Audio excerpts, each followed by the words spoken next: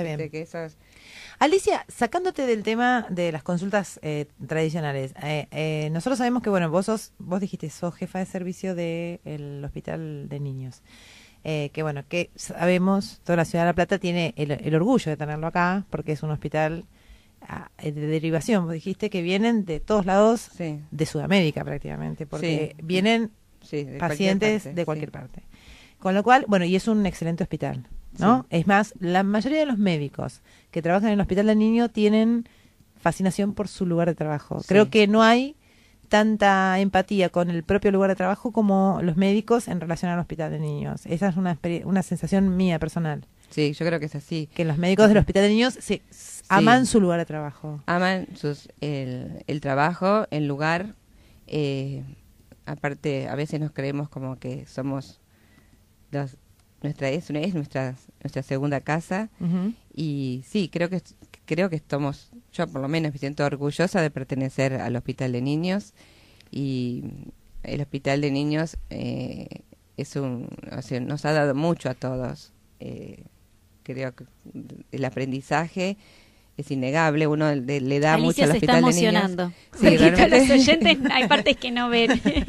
No, sí, para mí el Hospital de Niños es algo muy importante en mi vida. Sí. Y decime una cosa, el trato humano que tienen los médicos, las enfermeras, la gente de administración, de un hospital que recibe tanta gente que viene desde tan lejos y con tan bajos recursos en muchos casos, eso en general agrava la situación de enfermedad, ¿no es cierto? Porque vos venís con una persona enferma y encima tenés que viajar desde lejos, desinformada, tal vez con un nivel de conocimiento de la cosa que le pasa alejado, y que, bueno, que a veces en estos lugares puede pasar que esta situación sea aprovechada para ningunear a esa persona y decir, bueno, no importa, déjame tu nene, lo interno y después venir a buscarlo. O la otra, que yo sé que ustedes trabajan muy humanamente y que por eso mi pregunta tal vez medio Ujú. direccionada hacia ese lado. ¿Cómo se recibe a la familia, al chiquito que viene con un problema, que puede ser desde mínimo a un problema grave? Y cómo actúa el hospital y cómo actúan los médicos del hospital. ¿Cuál es la sensibilidad o la no sensibilidad que pueden llegar a tener frente a un pacientito? Porque son chiquitos los que van. No, yo creo que todos, o por lo menos hablando de mi lugar de trabajo, pero Ujú. creo que lo generalizo, todos los médicos y el personal en general es muy sensible en el hospital. Y existe mucho respeto a ese niño, porque uno es el que trata de mejorarlo, pero también es el que es responsable de la curación o del control o del acompañamiento de esa persona. Así hay algo que rescaté desde mis maestros, de que comencé en el Hospital de Niños, es la parte humana, el respeto por ese pacientito, por esa persona, el respeto por los papás. Tenemos papás de distintos niveles culturales, incluso de países hermanos, de países vecinos, que a veces es muy difícil entendernos, porque ellos no nos entienden muchas veces a nosotros lo que preguntamos, y a veces nos cuesta entender, pero bueno, tratamos de que eso no sea un escollo y que la atención de ese niño sea exactamente igual. La pregunta es, porque a mí me da la sensación, si bien pasa en todas las edades, pero más todavía cuando uno lleva a atender un nene enfermo, que la curación de ese nene también va a depender de que la familia esté sana emocionalmente, es decir, que lo pueda sostener y que lo pueda acompañar.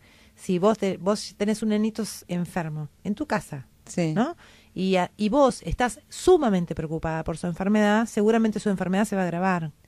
En cambio, si vos estás contenida, sostenida, por ejemplo, por un médico, y que te dice, vos quédate tranquila porque va a andar bien, ¿no? Te da tranquilidad a vos, que sos la mamá emocionalmente le va a pasar a ese nene tranquilidad, y como creo que la enfermedad es cuerpo-mente todo el tiempo, ese nene seguramente va a avanzar y no se va a quedar siempre enfermo y siempre ahí abajo. No, sí, la familia es absolutamente importante, y también hablar con la familia también es importante, explicar lo mejor posible. El hospital de niños también es un hospital escuela. Siempre estamos atendiendo, que a veces puede no gustar a que lo estamos atendiendo, pero generalmente siempre estamos rodeados son todos médicos, pero residentes, y generalmente a ese paciente lo ve más, no es tan personalizada la atención por ser un hospital escuela, pero bueno, dentro de eso, de esa forma de atender, Ujú. ¿no? Que es una característica del hospital, tratamos de que no se diluyan las responsabilidades. O sea, siempre hay uno que va a ser el que sea responsable, por más que lo veamos 4 o 5 médicos a ese paciente, no se diluye la responsabilidad. Vos decís que la familia va a tener Siempre va a tener un referente que le va a decir uno cómo que está va a su ser, hijo. sí, uno es el que se va a hacer cargo. Otros pueden estar aprendiendo, otros pueden estar sugiriendo Ujú. formas de estudiar o sugiriendo distintos tratamientos, pero siempre hay uno que es el que está a cargo y responsable de ese nene. niño. Tenemos un material de audio para escuchar, lo escuchamos en conjunto y después nos contás qué ¿Cómo no? te pareció. ¿Cómo no? Dale. Pero cuando hay un encuentro de dos almas trae luz. Vos sabrás. Yo le voy a hablar hoy de una enfermedad fantástica. Le digo fantástica porque no existe este término en el diccionario. Esta enfermedad se llama la broncemia. Y dicen que los médicos que la padecen, ya que broncemia etimológicamente sería la cantidad de nivel de bronce en sangre, los médicos que la padecen, a medida que pasan los años, al comenzar a invadirse con bronce, creen que son próceres y sueñan con que su estatua de bronce alguna vez esté en el patio del hospital o de la clínica en la que él trabaja. Este término lo escuché hace fácilmente 30 años del doctor Feijó Osorio, un médico reconocido cordobés en un servicio de cirugía del Hospital de Clínicas acá en Córdoba, en el cual era también profesor adjunto Narciso Hernández, porque muchos atribuyen a Narciso Hernández este término de broncemia. Pero de que la que encontré, la utilicé en la docencia y me quedó grabada esa palabra para siempre. Decía Narciso Hernández que el enfermo de broncemia pasaba por 2 etapas. La primera etapa era la importantitis, en la que él se creía que era tan importante que nadie era mejor que él. La segunda etapa era la inmortalitis. Cuando el paciente ya llegaba a sus etapas finales, cuando el bronce invadía todo su cuerpo, ahí sí se creía que era una estatua olímpica e inmortal.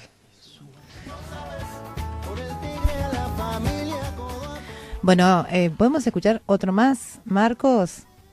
¿Un cachitito más? Dale. ¿Dónde se desarrolla esta enfermedad? Y generalmente en aquellos lugares que presumen de un alto nivel de intelectualidad. Y el medio ecológico ideal, sin ninguna duda, es la universidad.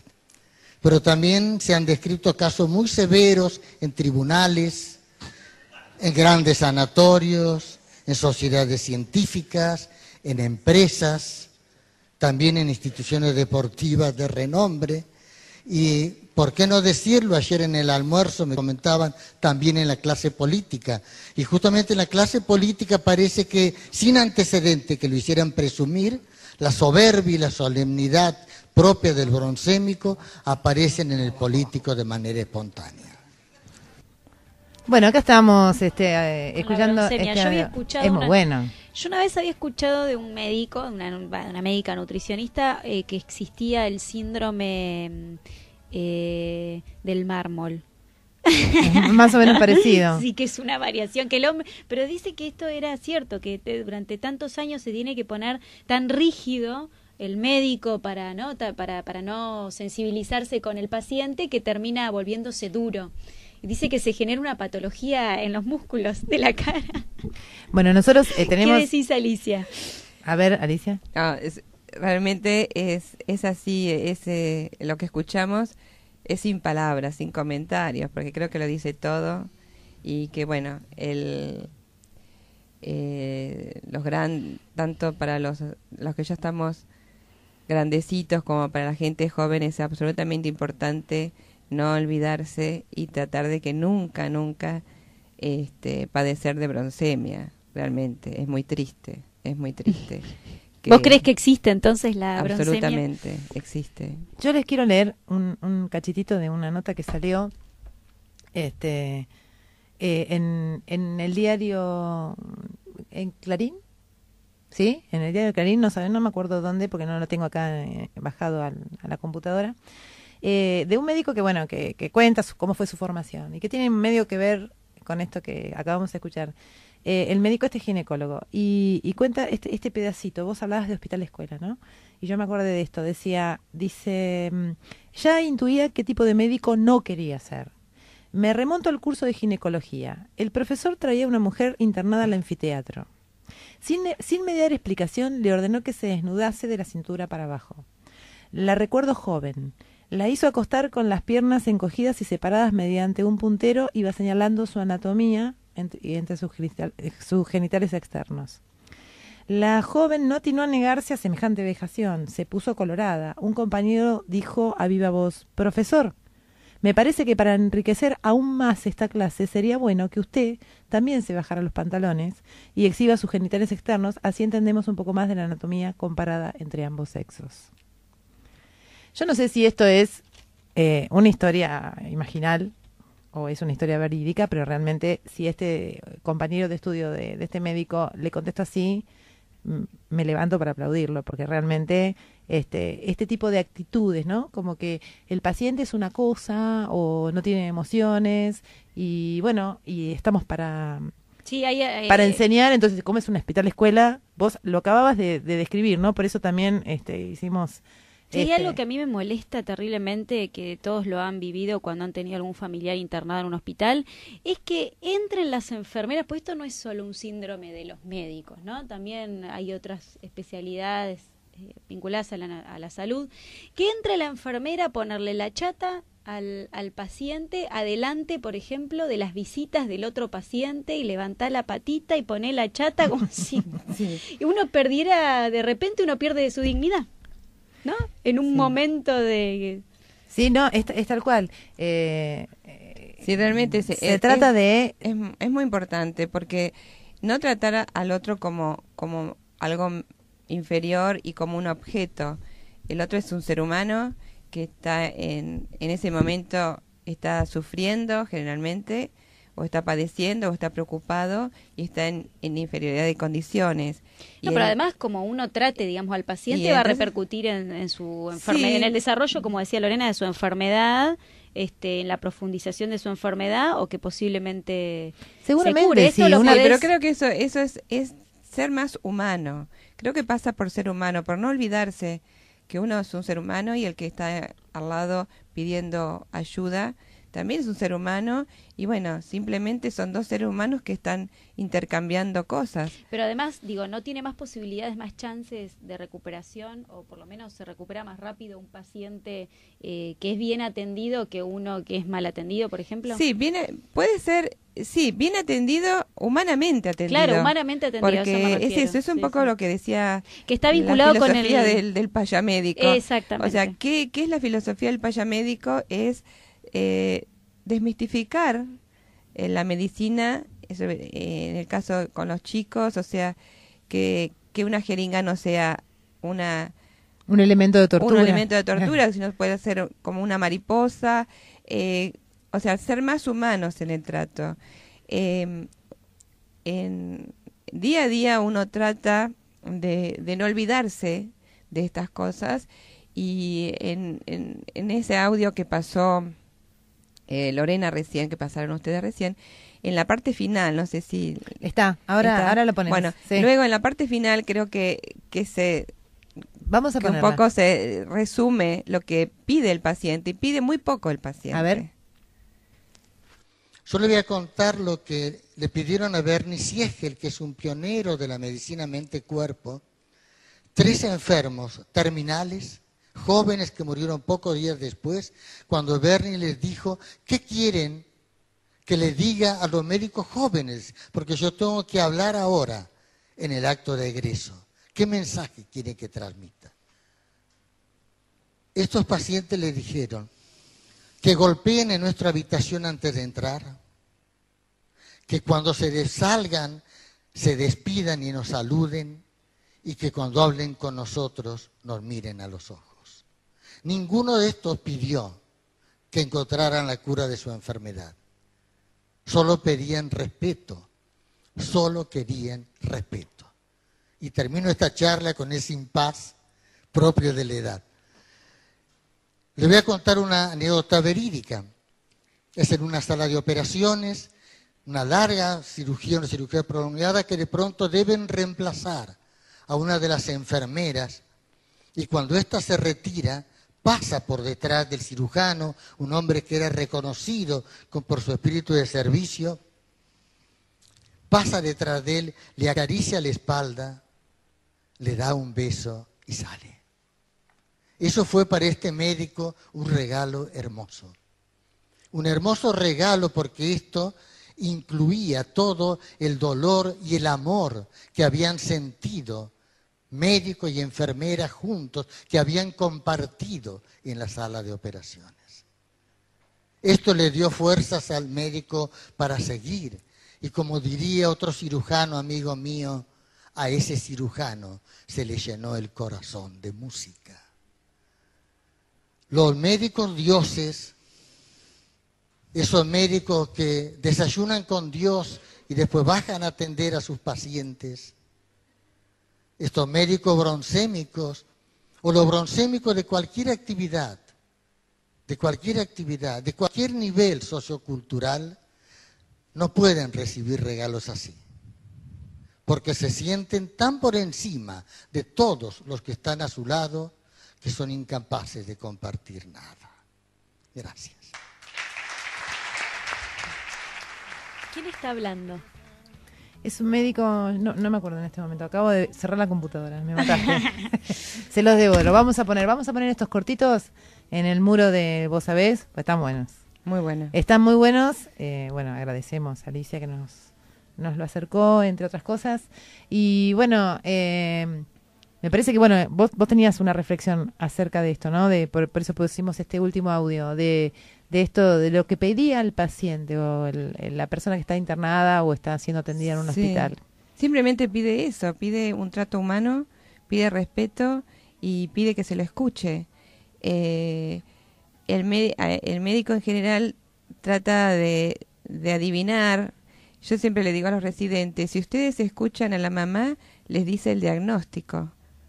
Ustedes lo único que tienen que hacer es escuchar a la mamá y traducir lo que dice la mamá a algo que está escrito en los libros. Pero la mamá es la que le va a decir el diagnóstico. Escuchen a esa mamá, que la mamá es muy sabia. Es simplemente, lo único que tienen que hacer es no hablar. Yo te voy a decir una cosa a la Escuchar. audiencia. Yo a Alicia la conozco hace muchos años, pero realmente lo que acabas de decir se me eriza los pelos de la piel, porque si muchos médicos pensaran como vos, por ejemplo, los partos nuestros serían distintos también.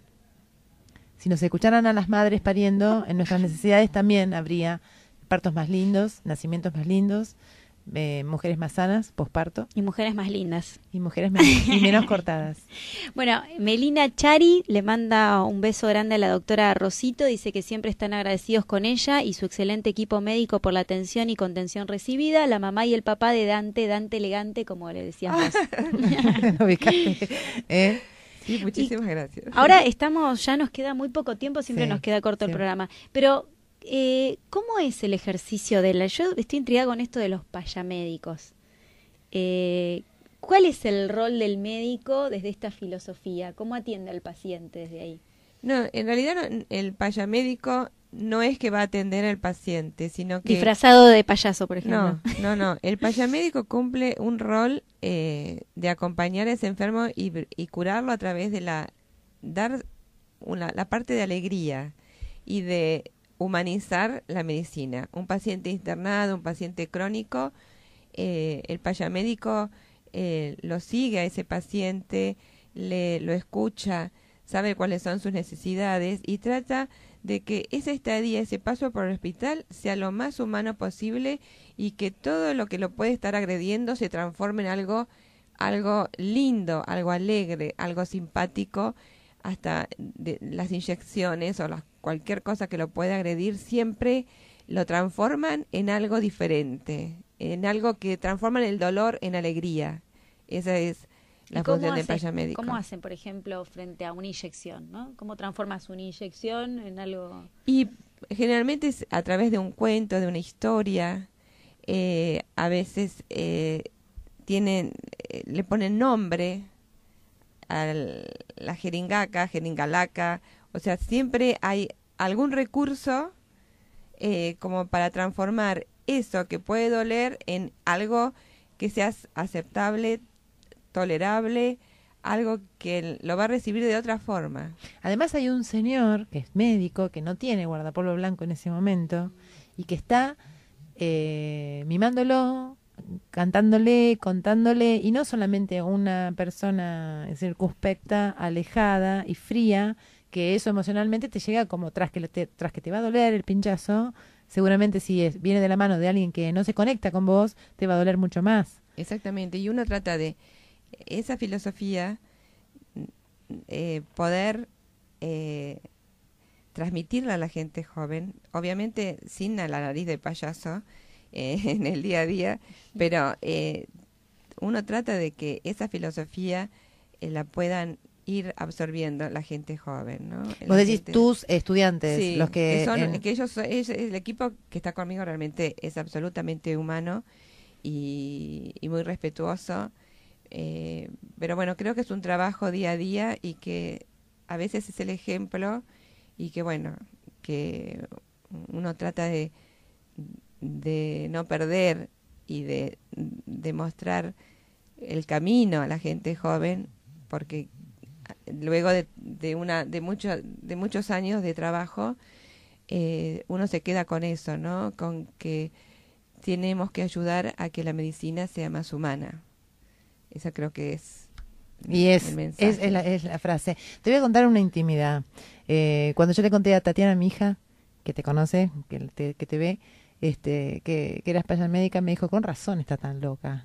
Bueno, porque ahora entiendo por qué está tan loca. Nosotras siempre tenemos la teoría de que la única manera de cambiar el mundo es con los locos, porque los cuerdos se dedican a reproducirlo. Así que bienvenidos los locos lindos. Y yo pensé que no se notaba. Que lo Venía disimulabas. Estamos formando el club, el grupo Vos Sabés. Bueno, nos quedan 4 minutos y tenemos que ir a la tanda al final.